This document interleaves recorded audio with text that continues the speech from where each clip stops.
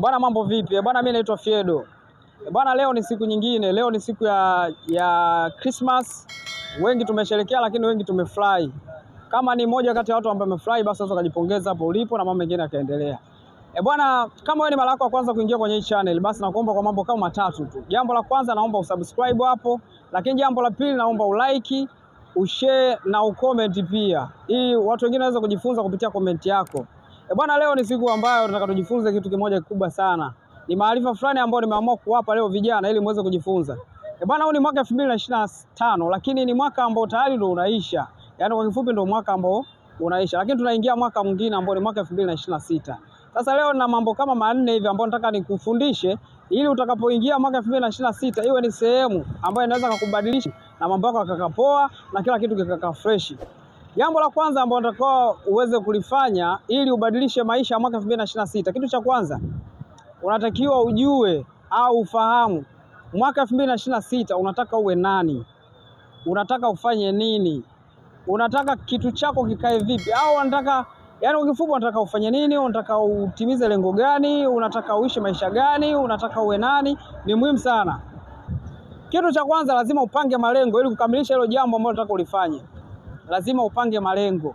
Na unapopanga malengo, kuna vitu ambavyo unataka uvifanye ili malengo yako yatimie. Kuna namna unaweza ukachakata malengo yako. Unaweza ukayagawa hayo malengo kwa njia tofauti tofauti. Kitu cha kwanza, unatakiwa uyagawe malengo katika makundi manne ili iwe rahisi kutimiza malengo ambayo umepanga kuyafanya. Ili uweze kuyachakata au kuyagawa malengo, basi kuna namna fulani unataka uyagawe. Unatakiwa ugawe malengo kwa siku, kwa wiki, kwa mwezi, zeni iwe kwa mwaka. Ukigawa katika makundi manne inakuwa rahisi. Kwamba siku yako inapoanza vyema, ina maana utatimiza lengo la siku.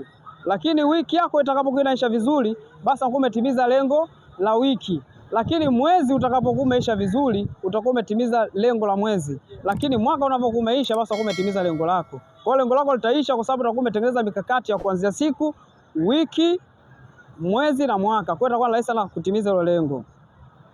Ukishatimiza lengo, basi lazima mwaka wako umeisha vizuri. Kwa mwaka 2026 lazima ujipange, utengeneze mifumo mizuri ya namna utakavyobadilisha maisha yako kwa mwaka 2026. Ukipanga malengo katika mikakati hiyo inakuwa ni rahisi. Kitu cha kwanza, huwezi kuwa mvivu kwa sababu una jukumu kila siku la kulifanya ili lengo lako la siku litimie.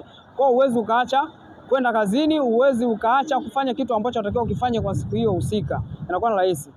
Lakini kitu cha pili au kitu cha tatu ambacho unatakiwa ukifanye kwenye maisha yako ili malengo yako, ili mwaka 2026 uwe kitofauti, lazima uwe ni mtu ambao unaacha vitu ambavyo vimekukwamisha mwaka 2025. Yaani kama kuna vitu ambavyo unavifanya mwaka 2025 vilikukwamisha ukashindwa kutimiza malengo, basi hivyo vitu vyote unatakiwa viache.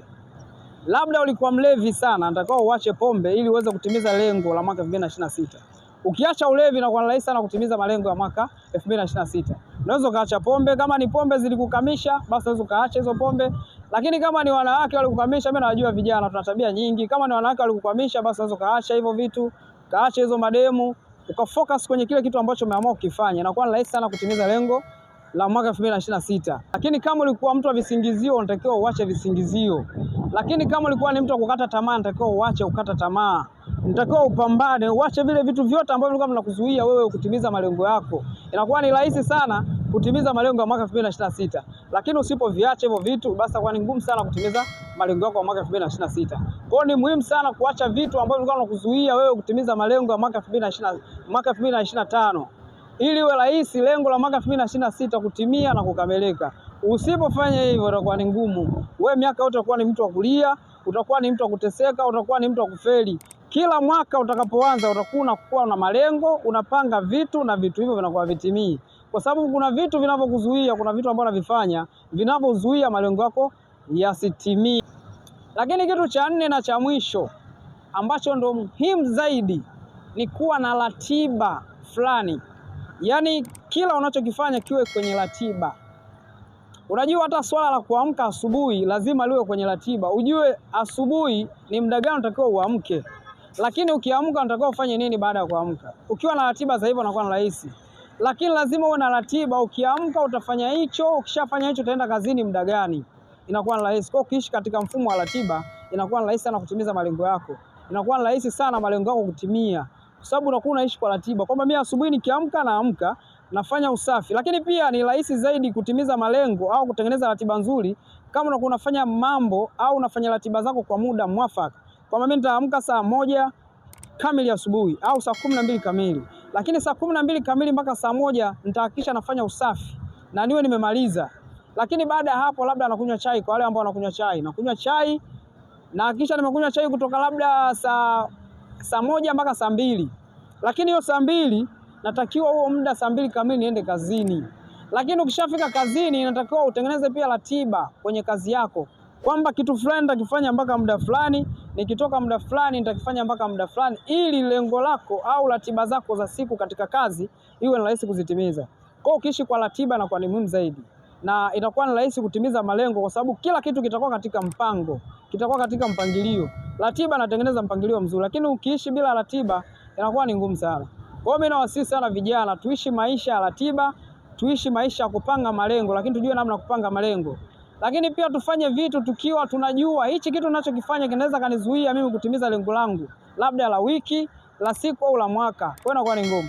Kwa hiyo vijana, tuanze mwaka 2026 kwa kishindo. Tuanze mwaka huu tukijua ni lazima tuwe watu wa tofauti. Tuamue kuwa watu wengine. Usiwe mtu wa kila siku kuangalia watu fulani wanafanya vitu fulani, lakini wewe sio sehemu ya hivyo vitu. Yaani kila siku naona watu wanamiliki magari, watu wanamiliki majumba, watu wanamiliki viwanja, lakini sio wewe mtu wa hivyo vitu. Yaani wewe kila siku unaangalia wenzio wanafanya hivyo vitu, lakini wewe ufanye. Kwa hiyo ni ngumu zaidi kwa mwaka 2026. Amua sasa. Amua kuingia mwaka kwa kishindo. Ufanye vitu vya tofauti. Mimi kama kijana mwenzenu nawasihi tubadilike na tuanze mwaka kwa tofauti. Tuanze mwaka 2026 kwa kishindo, lakini 2026 kwa kupanga mikakati ambayo inaweza kutusaidia sisi kubadilisha maisha. Bwana, umri unaenda sana. Kama ushajikuta wewe ni kijana tayari una ndevu na vitu vingi vingi, basi lazima ujijue wewe sio mtoto tena. Kwa kuna namna fulani utakao uanze maisha mengine mapya. Uanze maisha kwa mwaka 2026 ili tutoboe mwaka 2027 kwa kishindo. Tuwe sawa na wengine ambao wametoboa kwa miaka mingine iliyopita. Tuwe sawa na hao watu. Kila kitu ambacho mtu mwingine anamiliki na wewe pia unaweza kumiliki. Usiwe mtu wa kusema kwamba kitu fulani huwezi na kitu fulani unaweza. Usiwaachie watu. Uwe sehemu ya mafanikio. Usiwe sehemu ya kushangaa mafanikio ya watu wengine. Ni muhimu sana.